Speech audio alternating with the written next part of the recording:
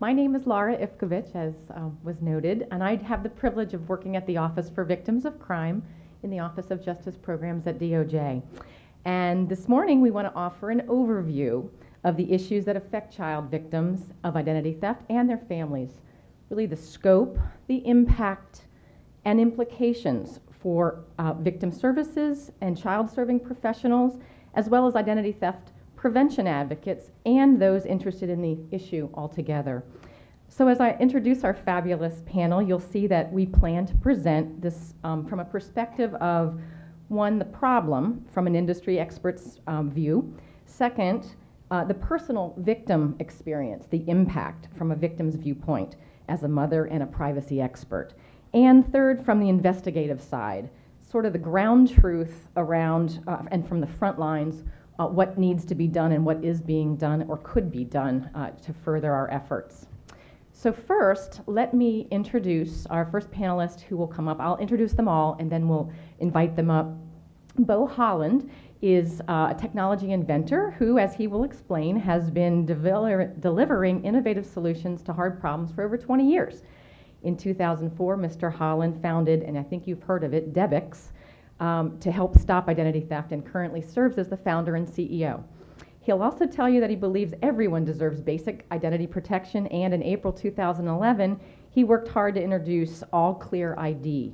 He's got handout information about that for everyone as well in the resource materials. And lastly, I want to say that previously, Mr. Holland developed innovative credit card technologies, databases, and computer operating systems at Works, Pervasive Software, and Citrix Systems, so he does know the industry, and he does know the technology behind it.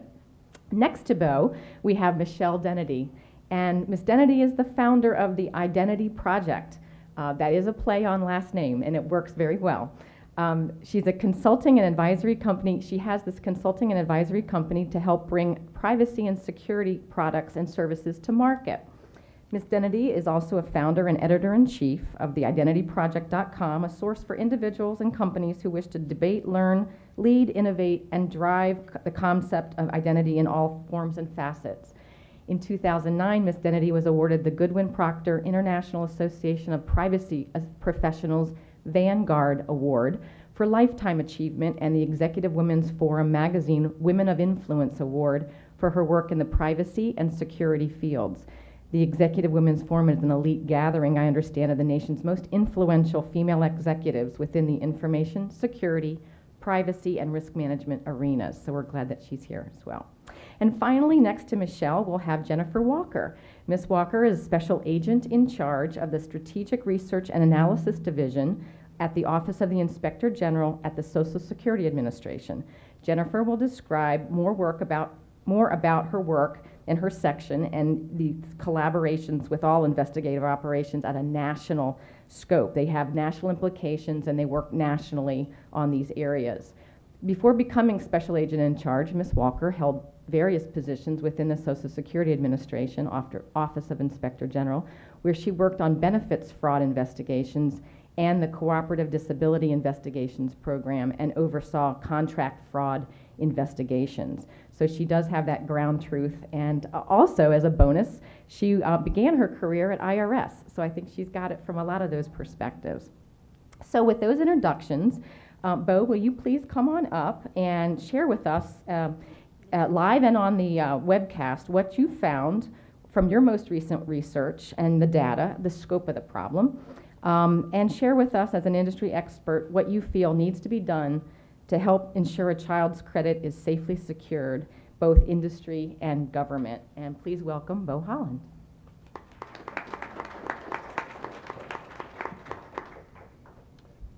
Well, thanks so much to the FTC and the DOJ for putting on this forum. It's terrific to see this problem getting this kind of attention. It's been something we've been tracking for the last couple of years. As Laura mentioned, my background is in technology, so I have a little bit of a different take on this problem than maybe some of the folks from the data industry, regulatory industry, some of the different places people come from. And one of the things that we really decided to focus on early on was research. So let's make sure we understand what is working in this identity protection space, what is not working, and really get some facts. So there's a lot of talking, but we actually see a dearth of research often. So this is actually our third research project. First one we did back in 2007 was focused on the fraud alert system. So a pretty neat system that Congress put in place. Does a great job of protecting folks from new credit account fraud. We found in our research, however, that about 40% of the alerts that were being set actually failed to get set properly for consumers. So it was a great idea. The implementation had some problems. We did some work with the credit bureaus and so forth to improve that, so that system works much better today. That was our first foray into it. About 2 years ago, we got onto this child issue. So part of our business is we get hired when companies have a data breach, and they hire us to go provide protection to those consumers. And first it was many adults, but we ran into a few data breaches where there were children involved, so healthcare, educational, and in those we started seeing some really strange statistics. We saw attacks against the children at a much higher rate. And we were surprised by that because these started coming in through our investigation unit, which is, if you're in the investigation unit, you've already got a problem. You've already been hit. And we hadn't detected those with our technology up front. So why didn't we know that these kids had a problem? What was going on? What was wrong with the scanning? What was wrong with the monitoring? And so we had to work our way back to figure out what the problem was.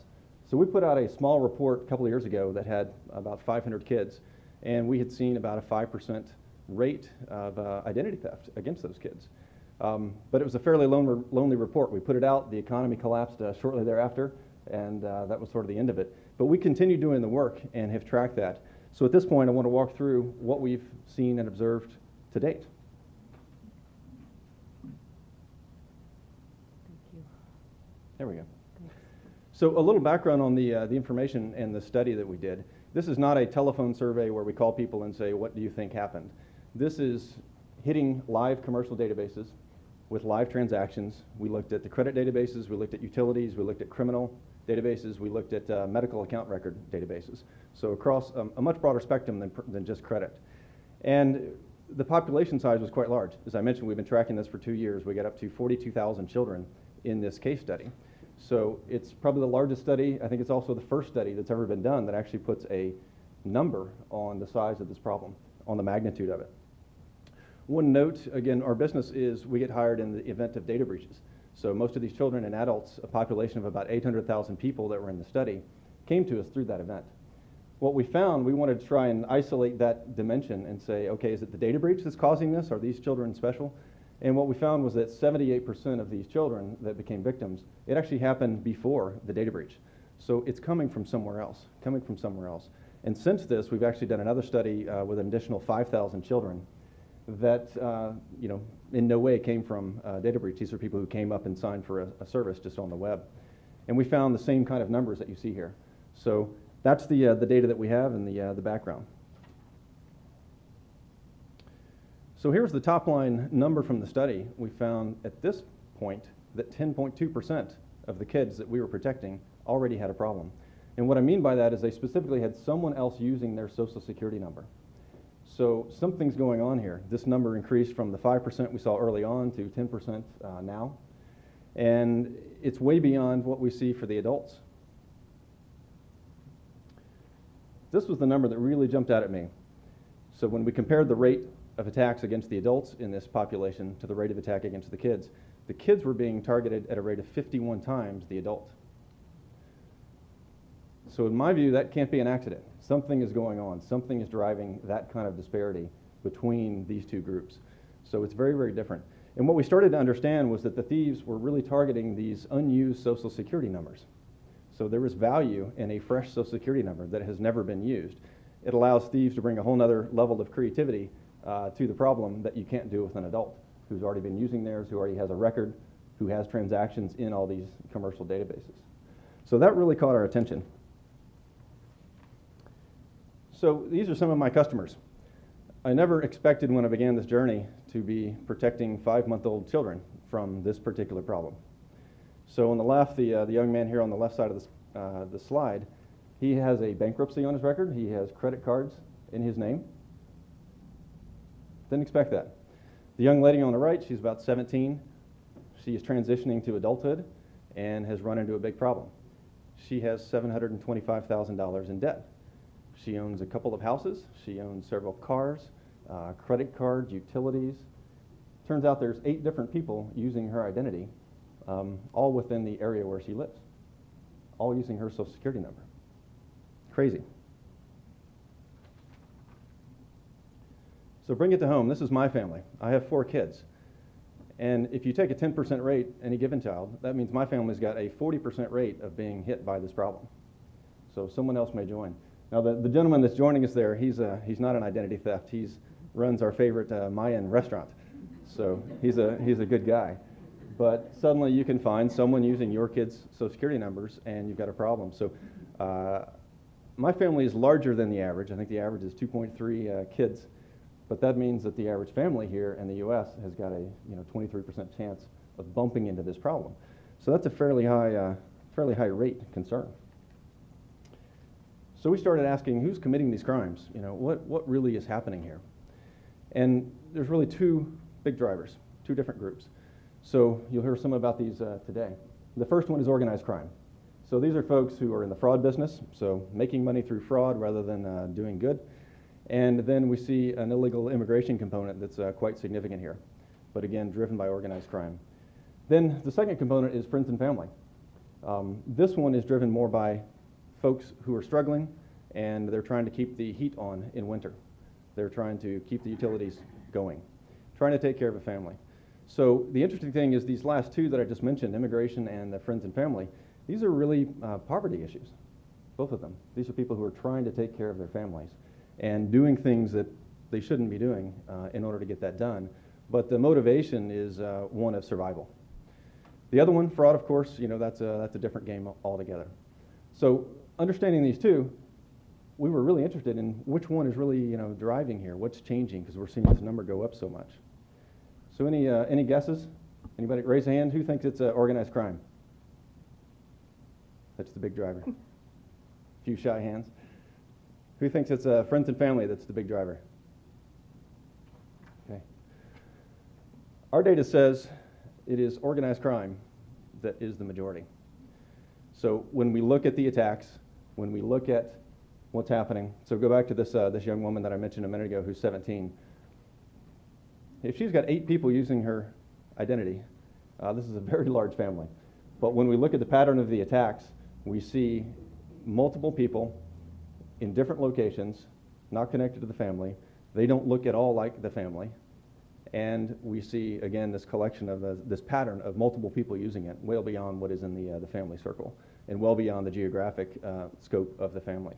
So we're seeing that this is a place where, again, if I can ask for things here at this forum and ask for help, this is a place where we could use some help from law enforcement to help us run a few of these cases to the ground. But we've got the patterns identified. We know where these suspects are. And with a little bit of law enforcement resources, we could run these to ground and really figure out exactly what's happening on these. So that's a piece of research we would like to follow up on. So how do they do it? So as I mentioned back at the beginning when we started protecting children, our technologies were not detecting the fraud. This stuff was getting through. We didn't see it. And it came to our attention when children were turning 18 and they were getting turned down for jobs. We thought, well, we're not doing a very good job here. We're not picking this stuff up. How did that happen? How did that slip through? So we really started studying it. And the thing that's different about child identity theft from adult identity theft is this. It is the fact that they take the child's Social Security number, but remember that number has never been used in any of the commercial systems. The only organization that really has awareness of that number is the government.